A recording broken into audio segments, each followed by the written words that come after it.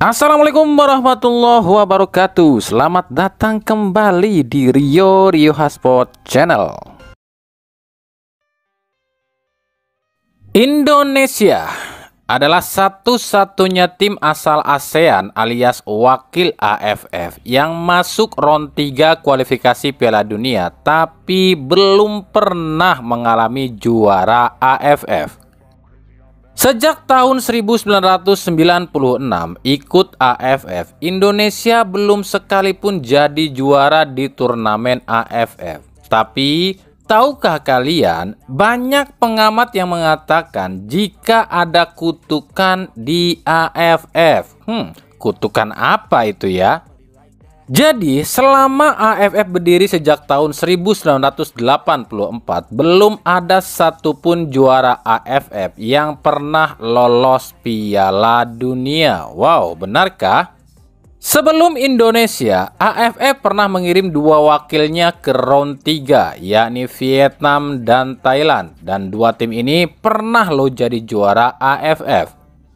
Thailand pernah dua kali masuk ke round 3 kualifikasi Piala Dunia, yakni di 2014 dan 2018. Tapi dari dua kali ikut serta pun cuma raih 2 poin saja di round 3. Padahal Thailand adalah raja di AFF dengan 7 gelar juaranya. Sementara Vietnam pernah tampil di round 3 di tahun 2022 silam, tapi cuma mengoleksi 4 poin saja. Padahal Vietnam sudah 2 kali juara AFF. Tapi uniknya Indonesia yang belum pernah satu kali pun juara AFF justru masuk round 3 dan memecahkan perolehan poin tim ASEAN yang didapat di round 3, yakni saat ini Indonesia mengoleksi 6 poin. Maka dengan fakta-fakta seperti ini mulai bermunculanlah sebuah anekdot yang mengatakan jika Indonesia ingin lolos ke Piala Dunia, maka Indonesia tak boleh atau dilarang juara AFF. Sebab belum ada satupun juara AFF yang lolos atau selamat di round 3. Maksudnya gini, kita bicara secara simpel aja. Ini banyak anekdot. Katanya kalau Indonesia pengen lolos ke Piala Dunia, ya Indonesia nggak boleh juara AFF. Sebab kalau Indonesia juara AFF itu nggak bakalan lolos Piala Dunia, karena yang pernah jadi juara AFF itu yang masuk ke round 3 seperti Vietnam dan Thailand itu nggak pernah lolos ke Piala Dunia ya. Dan sialnya lagi, kejuaraan AFF justru digelar di tengah-tengah kualifikasi Piala Dunia round 3. Jika Indonesia di Desember ini juara AFF, apakah Indonesia akan gagal lolos ke Piala Dunia mengikuti kutukan juara AFF? Gimana nih pendapat kalian? Buat kalian percaya apa enggak nih dengan hal seperti ini nih?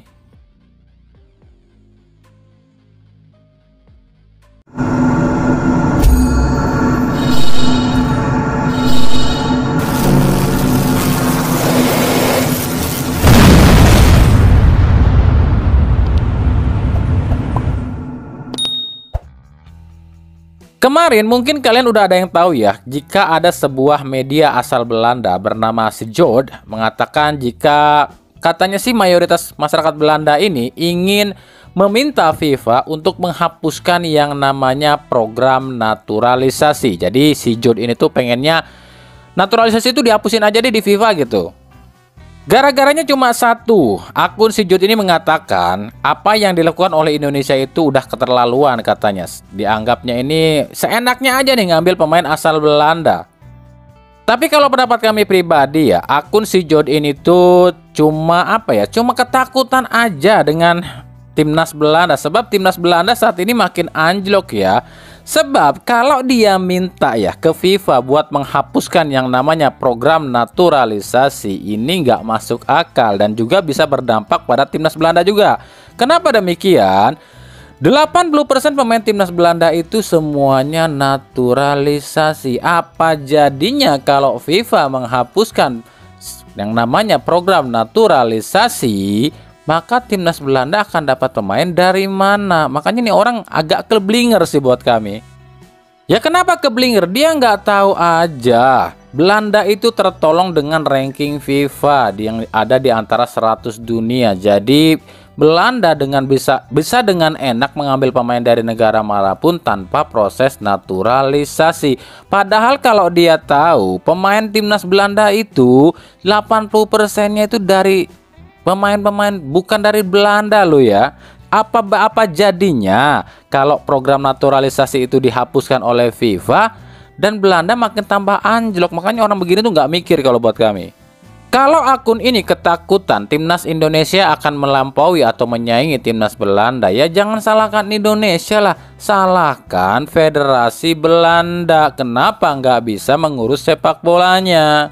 Dan ini pun mungkin FIFA nggak akan menyetujui kalau misalnya menghapuskan yang namanya naturalisasi, sebab hampir di seluruh dunia timnasnya itu ada pemain naturalisasinya. Bahkan timnas dari ranking 1 sampai 100 itu hampir full naturalisasi lo ya.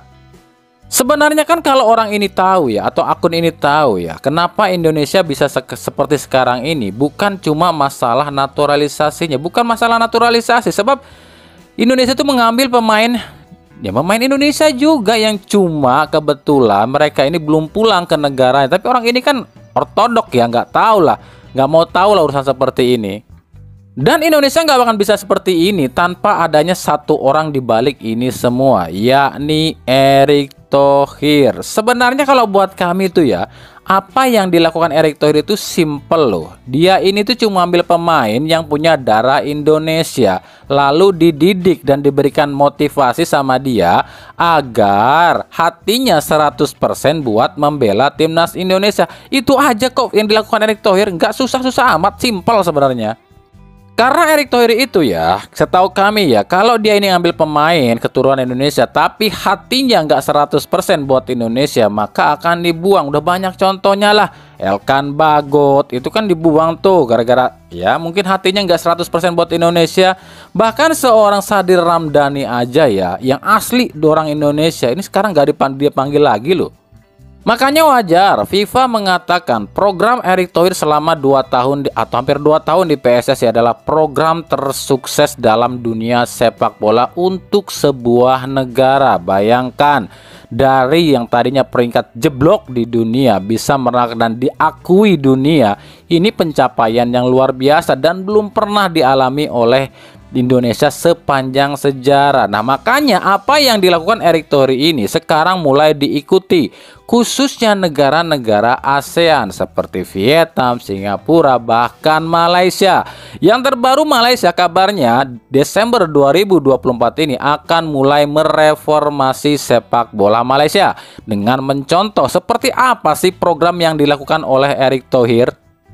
Tapi buat kami pribadi loh ya, kalaupun Malaysia ingin mengikuti seperti apa yang Erick Thohir lakukan, ini nggak akan bisa sukses seperti yang Erick Thohir lakukan. Kenapa demikian? Sebab Erick Thohir itu beda sendiri loh ya. Dia ini tuh orang cerdas, dan juga ada satu hal yang nggak bisa dilakukan oleh Malaysia, tapi bisa dilakukan oleh Erick Thohir. Yang paling nyata adalah setiap pemain yang diambil oleh Erick Thohir itu diminta loh ya, bukan dibeli. Lah emang beda bang? Ya beda. Kalau di luar negeri namanya program naturalisasi itu dibeli alias dikontrak. Tapi beda dengan Indonesia, cuma diminta. Istilah kasarnya gini deh, Erick Thohir itu kalau ngomong ke calon pemain timnas Indonesia itu dengan cara simple. Kamu mau punya darah Indonesia, mau nggak ikut program saya nih? Tapi saya nggak nawarin kontrak, saya nggak nawarin duit, tapi saya nawarkan kesenangan, kesejahteraan, dan juga kebahagiaan. Kamu cinta nggak sama Indonesia? Kalau kamu cinta Indonesia, ayo kita sama-sama bangun sepak bola Indonesia. Kalau enggak ya udah, saya nggak maksa kamu. Cuma itu dong, simple sebenarnya apa yang dilakukan oleh Erick Thohir itu. Tapi ini nggak mudah loh dilakukan. Bahkan ini agak sangat sulit dilakukan kalau bukan orang yang benar-benar punya pengaruh. Karena kalau di luar negeri itu ya, pemain dinaturalisasi itu ada jangka waktunya. Biasanya ya, walaupun ada juga yang enggak ya. Contoh simple siapa ya? Diego Costa lah. Diego Costa itu kan asal Brazil, tapi dia ini dikontrak dinaturalisasi oleh Spanyol. Tapi ketika dia udah nggak terpakai oleh Spanyol, maka dia pun menghabiskan atau melepaskan lah status kewarganegaraan Spanyol dan balik lagi ke negara Brazil. Yaitu ada sistem kontraknya lah. Tapi di Indonesia beda. Di Indonesia itu setiap pemain yang sudah masuk menjadi warga negara Indonesia, dia harus melepaskan paspor lamanya. Itu loh yang beda program dari Erick Thohir. Jadi yang dicari itu adalah pemain-pemain yang benar-benar cinta sama timnas Indonesia. Makanya meskipun Malaysia ingin meniru apa yang dilakukan oleh Erick Thohir, ini nggak akan bisa sama karena beda orang, beda cara, dan beda juga cara kemauan si pemain itu untuk membela timnasnya.